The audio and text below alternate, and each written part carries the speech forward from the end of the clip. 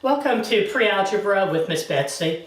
Today what I'm going to be doing on this video is simply working through the skill check problems from section 6.2 where we're dealing with mixed numbers and improper fractions.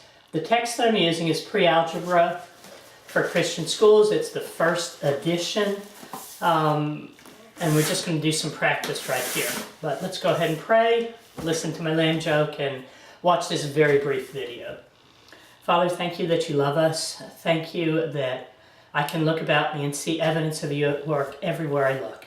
I ask, Father, that you would help us today to apply ourselves to our studies and to learn the new material that's before us, or simply to review and solidify and verify that we understand how to do the things that we've already learned. Help us to love you and to follow you with every bit of our heart. I pray in Jesus' name, amen.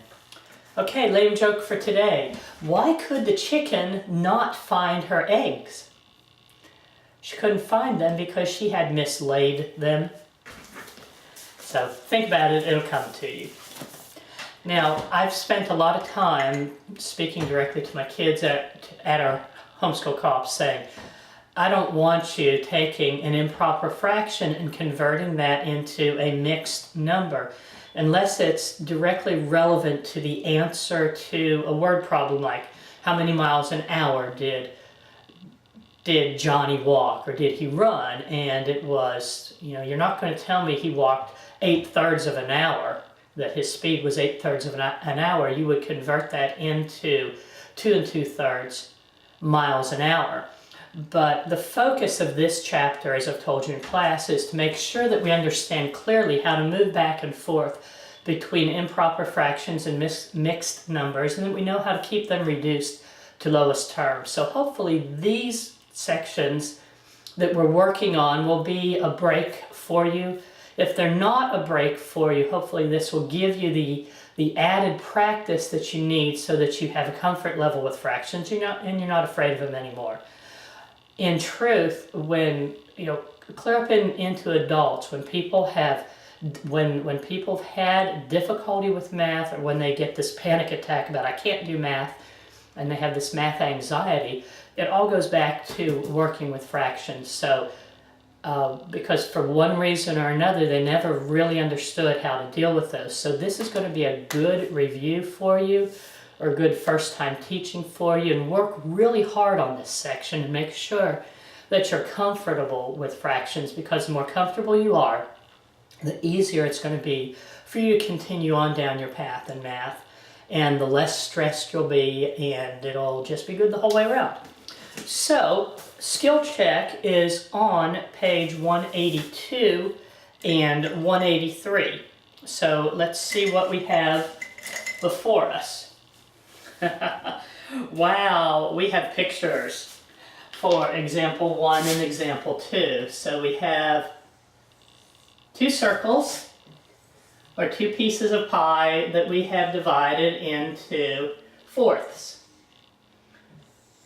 And the first pie is completely shaded, and the second pie has one of those four pieces shaded. And this says, give us an improper fraction and a mixed number for each diagram. So you look at this, and fractions have the numerator and the denominator. The numerator tells you how many numerator, how many pieces we're counting out of the whole. The denominator tells you how many pieces one whole object denominator has been divided into. So we have the number of pieces, can't spell, it's too early this morning, number of pieces, and we have the denominator is the total pieces that one whole object has been cut into. So, how many pieces has our first circle here been cut into? It's been cut into 4 pieces. So, the denominator is 4. How many of those pieces are we counting? we're counting all 4 of them. So you could use 4/4 to represent this picture here, this first pie. We're going to add those 2 together. It's still been cut into 4 pieces. And we've shaded one of those. So we have 1/4. So if we just said how many pieces have we cut together, we have 1, 2, 3, 4, 5. So we have, when I said cut, how many pieces have we shaded?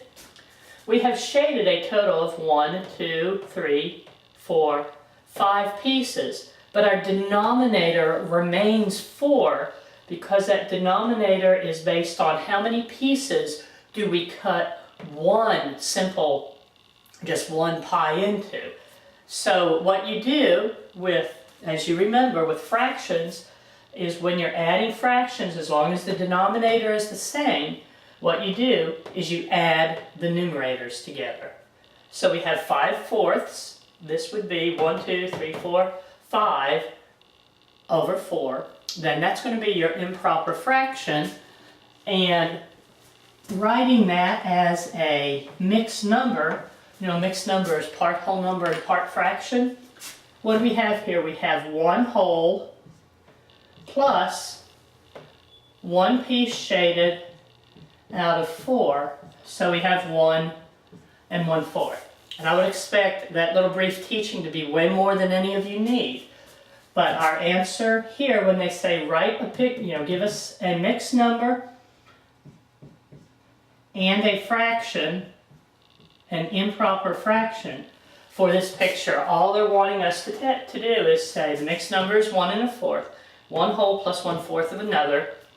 The improper fraction is 5 of those pieces. Okay? So now let's just pretty quickly go through these next ones. Our next picture is, we have 2 rectangles here, and they have been divided into 3 pieces. Each of those rectangles has been divided into 3 pieces. The whole first rectangle is shaded, and 2 of those second pieces have been shaded. We want to write a mixed number and an improper fraction. So what have we shaded here? We have shaded 1 whole and 2 of 3 pieces in that second picture here. So this is 1 2/3 would be the mixed number, 1 whole and 2 out of 3 pieces in our second drawing here. If we wanted this to simply be an improper fraction, it's a total number of pieces. 1, 2, 3, 4, 5 divided by the number of pieces that one single item has been cut into. Now obviously you're not going to just go around counting shaded dots, shaded spaces, because this is very much reminiscent of grade school and the things that you did when you were learning how to work with fractions. You learned that what you've learned is that the way to convert a mixed number into an improper fraction is you take the denominator, you multiply the whole number, 3 times 1, and then what do? You add the 2. And you write all of this over that denominator. 3 times 1 is 3, plus 2 over 2. I said over 2, I'm so sorry. It's supposed to be over the denominator, which is 3. 3 plus 2 is 5 over 3. So our improper fraction becomes 5/3. Which is what you saw right here very easily simply by looking at the picture. Okay? Now, I really am going to go faster now on the rest of these skill checks. We want to rename each improper fraction as a mixed number or as a whole number. We have 7/4, we have 29/6, 65/5, and we have 88/10. This is an improper fraction. Improper fractions, the numerator is larger than the denominator. Now, how do we convert that into a mixed number? Very simply, you take the numerator and you divide it by the denominator. Because what does this fraction 7/4 really say? It says 7 divided by 4. 4 goes into 7 one time. You have a remainder of 3. And you write your answer, your remainder, divided by the divisor. So 7/4 is equal to 1 3/4. What are we going to do for 29/6? 29 divided by 6. 4 6s are 24. You see that you have to know your multiplication tables. 4 times 6 is 24. 29 minus 24 is 5. You write the remainder over the divisor, and we have that 29/6 is equal to 4 5/6. And you see that these fractions here, the fractional part of this mixed number, they're reduced to lowest terms. Now we have 65/5. Now, what are we dividing by here? We're dividing by 5, and we know that this number is evenly divisible by 5 because that 65 ends in a 5. So 5 goes into 6 one time, 5 goes into 15 3 times. And what's our remainder? Our remainder is 0. Does that mean that we're going to say that this is 13 0/5 because it said write as a mixed number? Well, it says specifically write as a mixed number or a whole number. We don't show fractional parts when there's no fractional part there to talk about. This is simply 13. Now we have 88/10 that we're going to be talking about. So we're going to divide 88 by 10. And that's going to be 8 8/10. And that's when we have something going on here.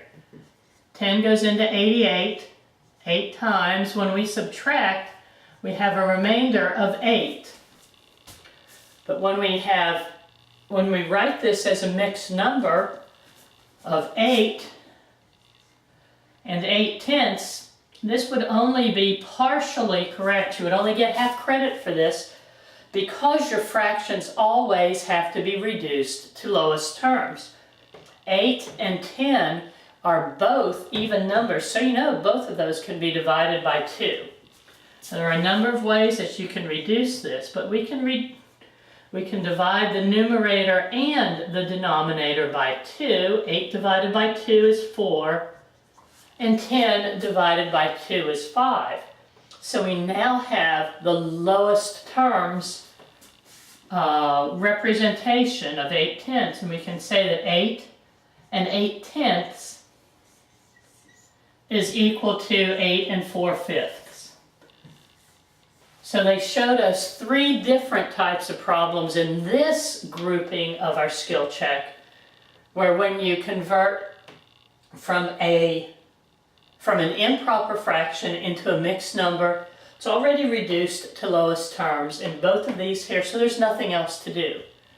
We had an improper fraction here that when you converted it, it divided evenly. 65 was divisible by 5, so we simply had a whole number, and we don't need to show a fractional part because it's a whole number.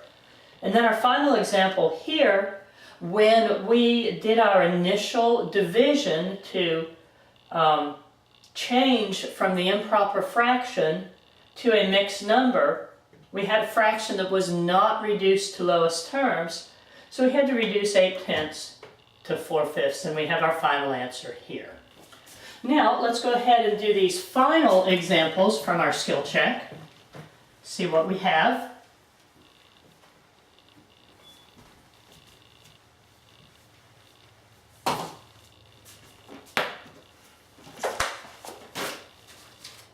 And the instructions here say rename each mixed number as an improper fraction. Number 7 is 1 2/7. Number 8, 8 2/3. Number 9, 9 5/8. And number 10, 33 1/3. All we're doing now is converting these to improper fractions. How do we convert to an improper fraction? It's the denominator, and I left a whole syllable out there. Denominator times whole number, add numerator, and then you write that over the denominator.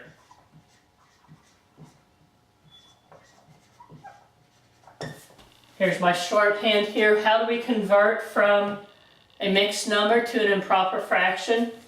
We take the denominator times the whole number. 7 times 1 is 7. Then we add the numerator plus 2, and we write that over the denominator. 7 plus 2 over 7. Our mixed number, 9/7, is the improper fraction that is equivalent to the mixed number 1 2/3. What am I going to do here? 3 times 8 is 24. I'm going to add the numerator plus 2 divided by the denominator. 24 plus 2 is 26 over 3.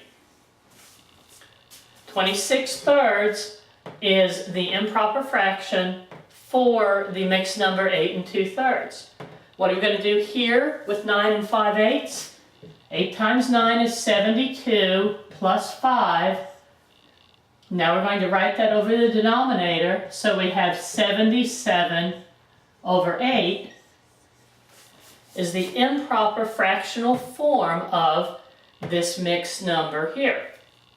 Our final example, 33/3. 3 times 33 is 99, plus the numerator is 1 divided by the denominator, and 99 plus 1 is 100.